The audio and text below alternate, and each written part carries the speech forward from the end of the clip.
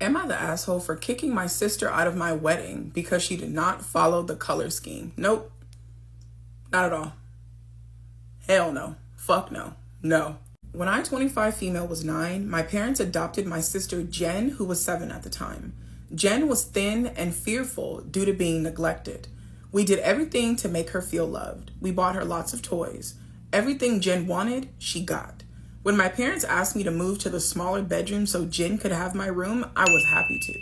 When they asked if I would let Jen pick the decorations and cake for my upcoming birthday, I agreed. I was so happy to have a sister, and I understood why my parents gave her special treatment. That's fucked up. That is fucked up. Like, you can give your children special treatment without pushing away your other children. Like, you can... Are you fucking kidding me? Some people just don't deserve to have fucking children, because this should be something that never, ever, ever happens. Like, this shouldn't even be something that could happen accidentally. Like, at all. Fucking ever. You can do special treats for one child and then special treats for another child, but you never sacrifice one child for the other. Absolutely the fuck not. Only the treatment didn't stop. For years, every trip we went on, we had to do what Jen wanted to do. We had to eat where she wanted to eat, and she got to plan all of my birthday parties. If she didn't get what she wanted, she threw a tantrum. I still felt loved and cared for by my parents. They drove me to practices, bought me things, cooked meals for me, spent quality time with me, and gave me advice. But I was always second to Jen. Baby girl, a lot of the things that you listed are things that they're supposed to do for you as your parents. Like, I love that you always felt loved and cared for, baby, but the things that you're mentioning are things they were supposed to do as your parents. And if they made you feel like these were special treatment, that's fucking terrible. That's terrible. As I got older, I did anything that I could to leave the house. I got my first job when I was 12. I vacationed with my friends instead of my family. I played 3 different sports and did band. I took my driver's test the day I turned 16 and bought a car the day after. I went to college on the other side of the country. Now that I make good money, I do things that I missed out as a child. I take fancy vacations and I throw elaborate parties as I please. My wedding was no exception. My fiance Kip and I wanted everything to be perfect. We thought it would be fun to have a color scheme.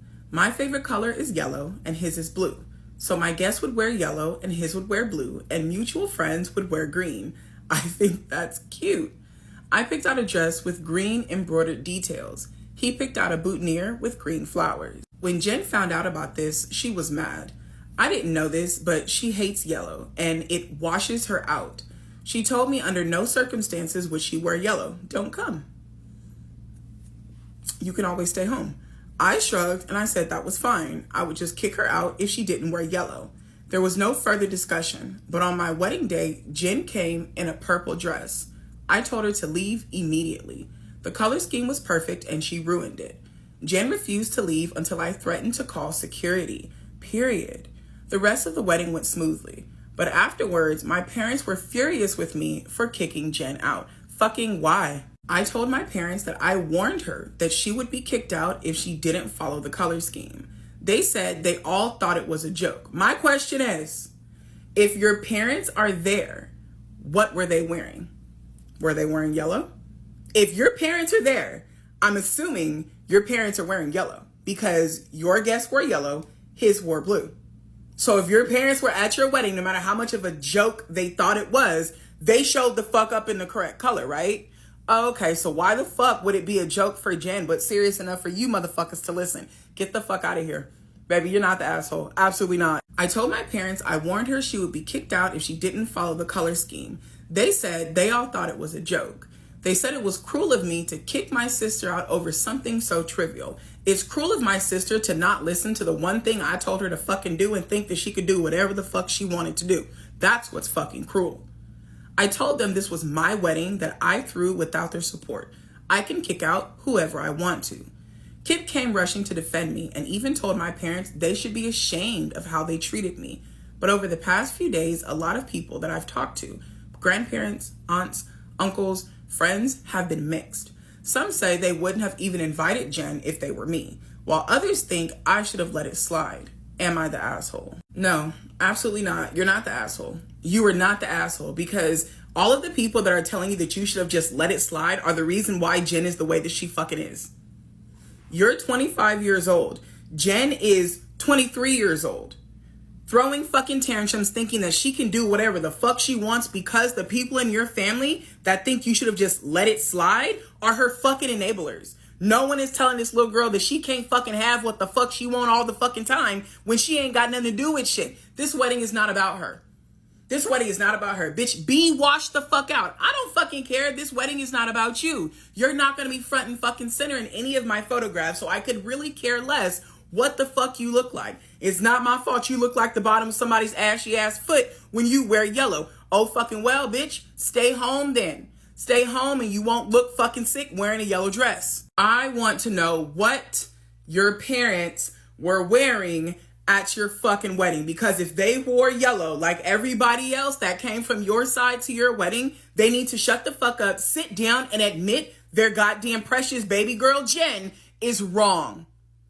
It's fucking wrong, because I just can't let go. Well, we thought it was a joke when literally I told her, if you wear something other than yellow, you will be fucking kicked out. Y'all knew this wasn't a goddamn joke. You really just expected me to lay down and allow her to do what the fuck she wanted to because that's your golden child. She ain't golden to me. She ain't golden to me. Absolutely not, babe. You're not the asshole, and I love that you stood on business and you made her leave. Do not allow anybody to make you feel like you made the wrong decision when the rules were clear from the very fucking beginning. Absolutely not. You're not wrong. Am I the asshole for refusing to cook meals with less flourishes for my sister-in-law? I, 28 female, make meals every day for me and my husband, 31 male, to take to work.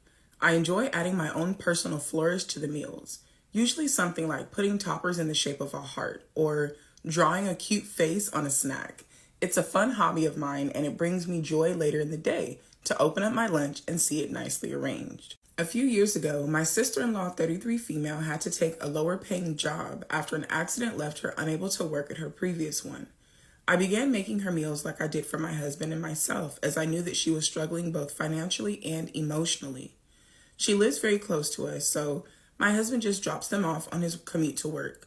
I always add my extra touch to her meals as well. I enjoy cooking, and I figured it would be a nice thing to do. However, she called me a few months ago and asked if I could stop making her lunches so bougie. Okay. I legitimately thought she was joking, calling a heart-shaped piece of seaweed bougie, but according to her, none of her colleagues at work have such elaborate lunches, and it makes her feel as if she's flaunting her status. She's not paying me for the lunches, and it takes me an extra 10 minutes max to add a fun touch to them, so I was confused on her train of thought. I thought maybe her coworkers were taking her lunch and she didn't want to tell me. But I agreed to make the lunches less fancy because I wanted her to feel comfortable. Since I make the exact same meals for the three of us, now I just don't put the extra effort in the presentation for one of them. Since my husband drops him off on his way to work, there's been a couple of times where he's accidentally given her the wrong box. I've labeled which box isn't flourished, but in the rush of the commute, there's still the occasional instance of taking the wrong box. My sister-in-law asked me a few days ago if I could just stop making both me and my husband's lunches fancy. Or, hear me out, make your own fucking lunch. If you are having this much fucking trouble with the presentation of the meal, not the taste of it, not the amount that you're giving, the fucking way it looks. If you have issues with the presentation of the food, make your own fucking lunch and this won't be a problem anymore. Sister-in-law asked if I could just stop making both me and my husband's lunches fancy due to the risk of her being given the wrong one. I refused, as it makes me happy to see the extra touch of personality in the food, and I told her she wouldn't die from one accidental fancy meal, which she was furious at and hung up on me. She's been refusing to talk to me over the past few days. Stop making her lunch. And when I tried to call to reason with her, she kept hanging up. She's told my husband that she'll only talk to me if I agree to stop making all of our lunches so bougie. I'm still making her lunches every day, and my husband is dropping them off. While my husband agrees with me that her demand is out of order, he's now said maybe I should just make all the food less flourished just so that she won't be angry if there's an accidental swap of lunches. Why can't your husband just pay fucking attention to what the fuck he's doing?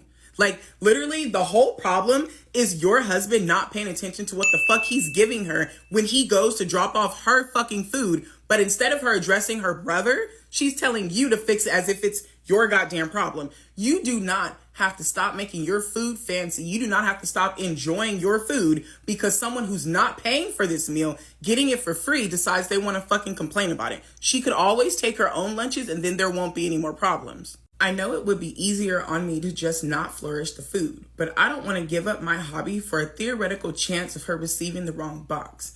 Am I the asshole for refusing? Absolutely the fuck not. You're not. This is also out of character for my sister-in-law. She's usually a very sweet and considerate person. She watches my daughter for free and has never been so reactionary about a lunch before. I'm unsure about completely stopping giving her lunches due to one issue when she's normally so kind. I will provide an update when I talk with her and my husband. No, you're not the asshole. And honestly, I think your sister-in-law pronounced thank you wrong. I do. I truly feel like she pronounced thank you wrong because that's the only thing you're supposed to say to someone who is providing you food daily for when you go to work. Thank you. Fucking thank you. And if you know that the toppers I put on there may be flourished a bit, since you know this is a thing, when the food get dropped off to you in the morning, you know what the fuck you could do? Move it around. Or, hear me out, just fucking eat it. It's food. It's fucking food. Your coworkers don't give a fuck about what you're eating. They don't fucking care about what the hell you're eating. Okay, so I have like one or two inklings about this. One, I think your sister-in-law has something going on and she's taking it out on somebody else, you know, whose fault it's not. Whatever the fuck she's going on, because if she's as nice and as sweet as you claim that she is and this is completely out of character for her, there's definitely a backstory. There's definitely something else going on as for why she's so upset and refusing to talk to you, because you don't want to cook food for her the way she wants you to cook it for her. Like, there's got to be something else. Two, it could be a possibility that your sister-in-law and your husband don't like your special flourishes, which would make sense because he's continuously accidentally giving her the box that is labeled that is for him, knowing which one is supposed to be special and which one isn't. So I don't fucking know. I know it's a whole shit show and a half, but none of these things make you the asshole. I don't know. I don't think you're an asshole because you enjoy doing this, whether they don't like it or not. As the person that's cooking the fucking food, if you don't like it, don't eat it. Don't eat it. But I'm going to make my food the way that I'm going to make my food because I want to be happy when I open up my food halfway through my punk ass shift at work. So I don't think you're the asshole at all. You're cooking food for people to take the lunch. That way they don't have to worry about trying to find what the fuck they're going to eat while they're at work. Instead of being grateful, they want to pick and choose about what the fuck it looks like. What it looks like. Like, what it fucking looks like. You still gonna eat the shit. You're gonna fucking eat the shit. But instead of putting it in a heart, can you put it on the side? Close your eyes and fucking eat it. I promise you it'll taste the fucking same. So, like, none of this makes you the asshole. Like, this whole situation makes my ass itch. And I feel like these two grown-ass motherfuckers that want to complain about food could always just buy their own lunch on a goddamn daily and not have to worry about it anymore. Am I the asshole for not paying for a painting I asked my friend to do? My 27 female friend Jordan, 28 female, is a wonderful artist. I love her work, so I told her that if she ever considered doing commission pieces, I wanted to be her first customer. She said okay, and I sent her a picture of my dad who passed away as a reference. I wanted to give this painting to my mom as a gift. This was back in early 2018. Jordan said she would start on it when she could, but that she was busy. I just thought she didn't want to do any commission work yet and just left it at that. A few weeks after our conversation, Jordan posted on social media that she was open to do commission pieces and posted how she would charge for those pieces. I messaged her again and she said that she got my order and was starting the piece for me. Per her post, I assumed the piece would be around $200. She also said that she was charging her clients around that much, so I should expect to pay about the same. She said she didn't want me to pay until after she was done, so I didn't. For the last 6 years, she would post the other commission pieces that she had done. When I asked about mine, wait a minute, you placed your order in 2018. It's 2024 and you still haven't got your picture? You're not the asshole. I don't give a fuck. No. I don't give a fuck that now it's done. It's been 6 years. I'm not paying for that. I don't give a fuck if it was 37 cents. I'm not paying for it. For the last 6 years, she would post the other commission pieces she had done. When I asked about mine, she would say that she's working on it, but that she hasn't had the time to finish it. She often lost her job and was looking for a new place to stay, things like that. I understood that times could be hard, so I waited. The reason I just didn't stop asking her was because she would sometimes send me Snapchats or sneak peeks of the painting, so I knew that she was working on it little by little. Flash forward to last weekend. She finally gave it to me. It's a beautiful painting of my dad, and I cried looking at it. She then told me it was $700. Why? When I placed my order, it was $200. You don't just get to raise the price now because, well, now I'm charging $700. Well, bitch, you should have did it when it was $200 and not waited damn near a decade to give me my fucking piece. She told me it was $700. I was not prepared to pay that much. I told her that when she started doing commissions, she was charging her clients $200 to $300. She responded saying that she realized her work was worth more, and also the cost of the supplies had gone up since then, plus the amount of time spent working on it. I thought it was unfair to charge me so much given that I waited years for this painting. Also, within the last 6 years, I'd gotten married, bought a house, and have 2 young children. I don't just have $700 to spare on this painting. She told me that it isn't her fault I can't afford it and refused to give it to me until I could pay her. I told her to just keep it since I don't have the money for it. She called me a jerk for wasting her time on this and left. Am I the asshole? Absolutely not. She quoted you $200, $300 when you placed your order. That's exactly what the fuck you should have paid, regardless of how much supplies changed over the course of 6 fucking years. Regardless of how much the supplies have gone up, that's besides the fucking point. You quoted me $200, $300. You don't get to just come back with another $400 added on to that because, well, things have changed. Well, bitch, if you would have given it to me when I first placed the order and not drawn it out for 6 years, you would have got your $200, $300. Now you got a $700 painting that you can't give to no fucking body. Like, this girl is not your fucking friend. She 100% took advantage of your friendship because what the fuck do you mean? This one cost $700, yet everyone else's paintings over the last 6 years got placed before mine. You're constantly fucking posting your new paintings, the new ones you just finished, but my order was placed in 2018. In 2018, if it was worth that fucking much, why was it not finished way beforehand? If it was worth $700, why did you not do it then? Why did it take a back seat to every fucking body else? This girl is not your fucking friend. Fuck all of that. I understand that charging your worth and the cost of supplies, but that's what you're supposed to include in your initial quote. You don't get to quote me something and then go, oh, well, the paint cost this. I don't give a fuck how much it costs. That's you and your own motherfucking problem. You should have thought about that before you told me how fucking much I needed to pay. Like, absolutely not. This girl is not your fucking friend. You don't get to hold on my fucking order for 6 years and then damn near triple the fucking price. Girl, no. I would have beat this bitch up, honestly. Like, I honestly fucking would have. Me and my petty ass, I'd take her ass to court. Because you said that you messaged her, which means you should have proof that she charged you a certain amount of money and now she's trying to charge you more. I would take this bitch to court. Bitch, I'll see you on Judge Judy. Because this is not okay. Hell no, you're not the asshole. Am I the asshole for refusing to change my wedding date for my best friend's medical emergency? I, 23 female, am getting married in 2 months. 2 months? No, you're not the asshole. 2 months in wedding talk? Like, that's absolutely no time at all. That is no time considering venues and people flying in, people that are traveling. Absolutely not. Like, nah, girl, you my bestie, you my ace spoon cool, you my ride or die. But no, I can't change my wedding date 2 months beforehand. I can't do that. I'm sorry. No. My fiance and I have been planning this wedding for over a year and everything is set. The venue, the caterer, the guest list, all of it. Recently, my best friend, 23 female, was diagnosed with a serious medical condition that requires immediate treatment. She's been a huge part of my life, and I understand that this is a major ordeal for her. The problem arose when she asked me to move my wedding date to accommodate her treatment schedule. Sick or not, your best friend is extremely selfish. Like, that's some selfish ass shit. Will you consider moving your wedding date to fit within my treatment schedule? The wedding date that has been set for at least a year now. No, that is fucking selfish as hell.